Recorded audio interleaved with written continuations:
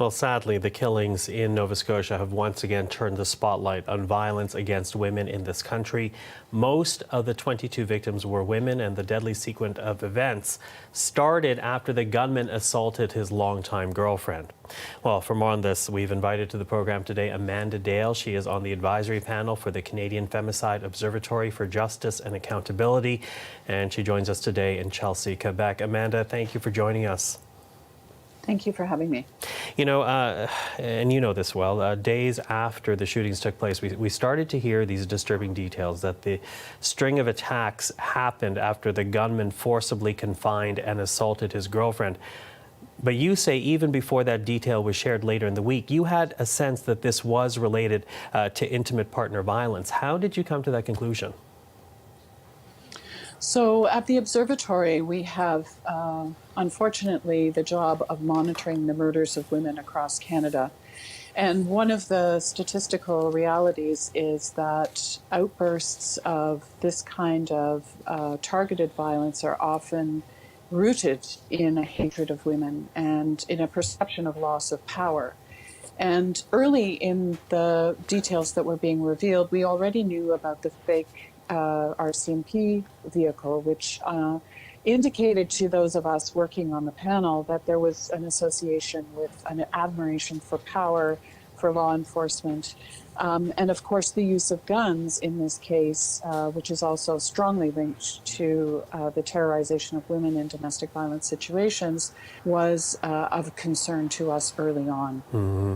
And then, as I said, the details emerged later in the week. And when you hear about the gunman, and you alluded to some of it already, but when you hear about the gunman and his alleged past, what goes through your mind? Well, we were sad, angry, horrified. We have a great deal of information that allows us to predict and prevent domestic violence. And we know that the kinds of things that happened, that are alleged to have happened in this case, including the confinement of his current girlfriend, that is not the act of a man who is committing his first act of violence against women. That is indicated in the research very clearly, far along in an escalating pattern. And we know that this pattern of violence against women is linked with public violence, particularly in Canadian context. And so we were saddened, we were angry, we were hopeful that this might be a watershed for all of us to actually properly investigate, predict, and prevent these murders. Well, let me pick up on that point, because it really is troubling to think that this violence just didn't happen, because as you say, there would have been earlier patterns, there would have been earlier behaviors. What does that say to you then about how these types of behaviors and patterns are being reported, not being reported, and that kind of reporting being supported by the current system? Well, we have a long history, going back some 30 years, of the courts directing law enforcement to look at patterns of violence against women. We have charter cases that were settled on the basis of the judges saying, look, police are missing the connection between intimate partner violence that they're taking as a one-off and private, and public violence, which is committed against women and men and communities. And so we do have the information. It does take a significant mind shift, and it takes really talking to the experts who have been working, particularly in Nova Scotia.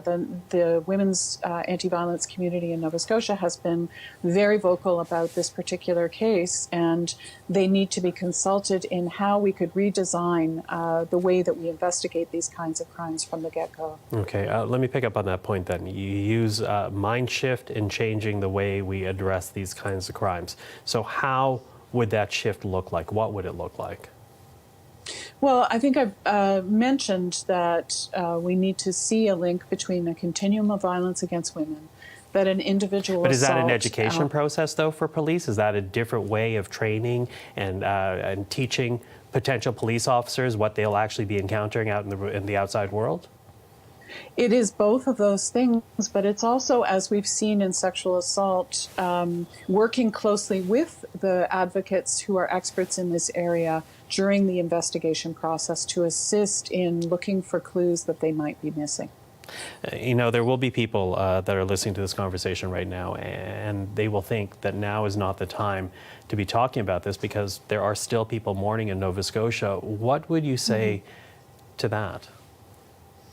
I understand the desire not to dissect a situation that's so raw, but it's also true that all of us are connected to Nova Scotia as well, and our panel is connected to the East Coast.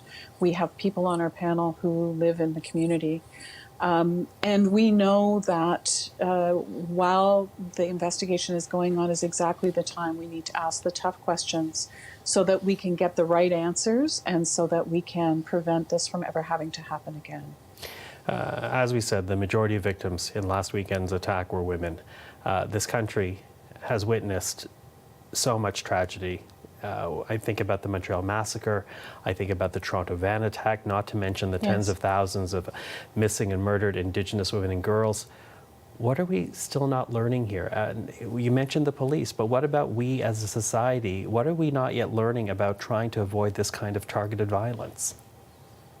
I think we have some very scary things to think about in terms of how the signs of violence are around us, and we normalize them as romantic behavior, controlling behavior. We often underestimate its connection to this kind of misogynistic impulse. And I think we have tough questions to ask ourselves in our communities. And I think that's why it's important to talk about this, even while it's still raw. Amanda, thank you for the time. Appreciate it. Thank you very much.